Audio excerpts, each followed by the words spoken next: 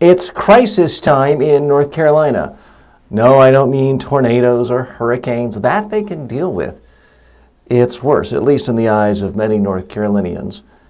The NCAA organization has banned college basketball from playing any tournament games in North Carolina. Now, in North Carolina, which is, by the way, what I consider my home state, I moved there at age 5, lived there through college, so all of my formal education was conducted in North Carolina, still have family there. So allow me to seem like I'm picking on them a bit because you can pick on your own. North Carolina famously passed legislation last year that banned cities from letting transgendered people go to bathrooms of their choice. This struck many people across the ideological spectrum as a solution in search of a problem. It's seen as a thinly disguised attempt to attack, vilify, mock transgendered people, gay people, anybody who in fact is different. The law specified you had to go to the bathroom of your birth gender. And this just struck a lot of people as bigoted nonsense. Major celebrity musicians, comedians, people like Bruce Springsteen have canceled shows in North Carolina. The NBA has canceled engagements in North Carolina. Those two things didn't hurt, but now you're really cutting to the bone of many North Carolinians. You're saying you cannot have NCAA basketball tournament games there. Now, North Carolina, for some strange reason, has had more NCAA tournament basketball games than any other state. And I, for one, am a huge fan, full disclosure, of NCAA basketball, and went to almost all the home Duke basketball games when I attended that university. So I am sympathetic to people who love watching NCAA basketball. But North Carolina is in a whole heap of trouble. They have a Republican legislature, a Republican governor. There's no one who can veto nonsense. And that, excuse me for seeming overtly partisan, but that's what this is. And in many states, you've got a Democratic legislature, a Democratic governor. So if you're a Republican, you can sort of posture on these issues, placate a certain special interest group, make them feel good, and no laws are changed. Nobody's hurt. There really are no checks and balances in North Carolina these days.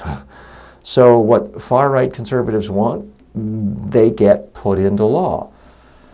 But they're seeing now that the rest of the world doesn't see it that way. And it has become a crisis of sorts for businesses, for the economy of certain cities that depend on tourism, places like Greensboro that traditionally have gotten a lot of extra revenue from tourists coming to watch NCAA basketball events, other events, their coliseums, are now hurting. So far, the Republican governor, Pat McCrory, and others in the legislature are digging deeper. They're doubling down. They're saying they're not changing.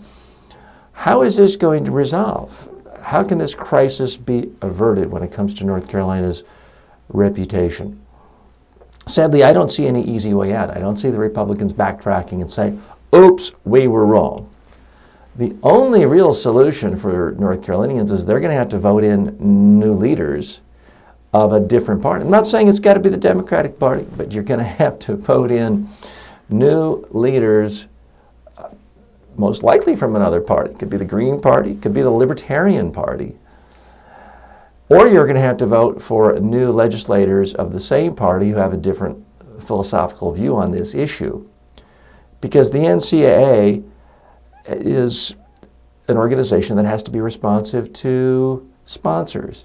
And there are sponsors who sell products to people all across America, black, white, yellow, brown, gay, straight, transsexual, and they simply cannot be seen as endorsing with millions of dollars acts of bigotry. And that's the real problem with this particular piece of legislation that just strikes, I won't say all people, but it strikes most people as formalized, institutionalized bigotry. I don't think it's going away. I mean, North Carolina could say, okay, we don't mind being another Alabama, or Arizona had this whole situation where they refused to recognize Martin Luther King Day and were ostracized by the national, and in some ways international community. But I don't think there's any soundbite to have this go away. I don't think there's a press conference that can be held. Sometimes crises come from actual policies being wildly offensive to key interest groups.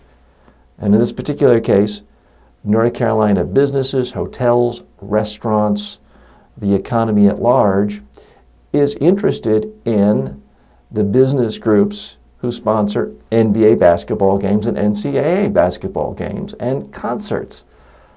And they simply cannot force their will on the rest of the world. If you win a majority of the legislative seats in North Carolina and the governor's mansion, you can force your will on the majority of citizens in that state. You can't do it to the rest of the country. We'll see. I have a keen interest in North Carolina, having still have family there and visit there from time to time, but we'll see.